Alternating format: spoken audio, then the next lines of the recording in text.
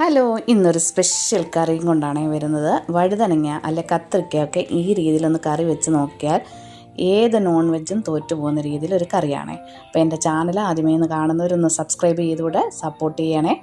അപ്പം ഈ കറി എങ്ങനെയാണ് വെക്കുന്നതെന്ന് നമുക്ക് നോക്കാം. അതിനായി നമ്മളൊരു പാൻ അടുപ്പേ വെച്ചു. അതിലൊരു 2 ടേബിൾ സ്പൂൺ വെളിച്ചെണ്ണയാണ് ഒഴിക്കുന്നത്. വെളിച്ചെണ്ണ ഒഴിച്ചു. വെളിച്ചെണ്ണ ചൂടായി വരുമ്പോൾ നമ്മൾ ഇതുപോലെ കഷ്ണമാക്കി വെച്ചേക്കുന്ന കത്രിക്ക അതിൽ ചേർത്ത് കൊടുത്ത് ഒരു 5 മിനിറ്റ് വഴട്ടിയെടുക്കണം. 5 മിനിറ്റ് അതൊന്ന് വഴന്ന് റെഡിയായി വരുന്നിടം വരെ നമുക്കൊന്ന് മീഡിയം ഫ്ലെയിമിൽ തീയിട്ട് കൊടുക്കാം.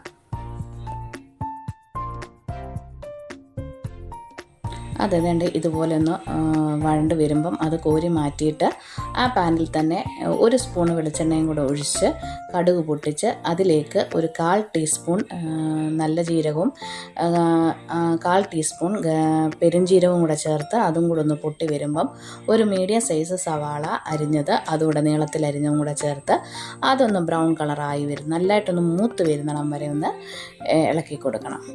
അതൊന്ന് ഒരുപാടങ്ങ് ബ്രൗൺ കളറാണ്ട, നമുക്കറിയാമല്ലോ. അതൊന്ന് നന്നായി വഴണ്ട് ഒന്ന് ഈ പരുവമൊക്കെ ആവുന്ന സമയത്തേക്ക് അതിലേക്ക് നമ്മളൊരു മീഡിയം സൈസ് തക്കാളി അരിഞ്ഞതും കൂടെ ചേർത്ത് കൊടുത്ത് അതുകൂടെ ഒന്ന് നന്നായി വഴണ്ട് വരുന്ന സമയത്തേക്ക് പൊടികളായിട്ട് നമുക്ക് 1 സ്പൂണ് മുളക് പൊടിയും 1 സ്പൂണ് മല്ലിപ്പൊടിയും 1/4 സ്പൂണ് മഞ്ഞൾപ്പൊടിയും ചേർത്ത് കൊടുക്കുന്നുണ്ട്. അതുപോലെ ഇച്ചിരി ഒരു നുള്ള് ഉലുവാപ്പൊടി, അല്ലേ ഒരു 1/4 സ്പൂണിൽ കൂടുതൽ കൂടാൻ പാടില്ല, കുറച്ച് മതി ഉലുവാപ്പൊടി. കരിയാപ്പിലയും ചേർത്ത് കൊടുക്കുന്നുണ്ട്. പിന്നെ ഒരു നെല്ലിക്ക വലുപ്പത്തിലുള്ള പുളി വെള്ളത്തിലിട്ട് ആ വെള്ളവും കൂടാണ് ചേർത്ത് കൊടുക്കുന്നത്. പിന്നെ ഗ്രേവിക്ക് ആവശ്യത്തിനുള്ള വെള്ളവും ചേർത്ത് അത് നന്നായി ഒന്ന് തിളച്ച് വരുന്ന സമയത്തേക്ക് അതിൽ നമ്മൾ ആ വഴുതനങ്ങയും ചേർത്ത് കൊടുക്കുന്നുണ്ട്. പിന്നെ 3 സ്പൂണ് നിലക്കടല അല്ലെങ്കിൽ കപ്പലണ്ടി എന്ന് പറയുന്നത് വെള്ളവും ചേർത്ത് അരച്ച് അതും കൂടി ഒന്ന് ചേർത്ത് കൊടുത്ത് നന്നായി തിളച്ച് വരുന്നുണ്ട്. ഇത് നമുക്കിനി ഒന്ന് അടച്ച് വെച്ച് നന്നായി വെന്ത് കുറുകി വരാനായിട്ട് സമയം കൊടുക്കാം.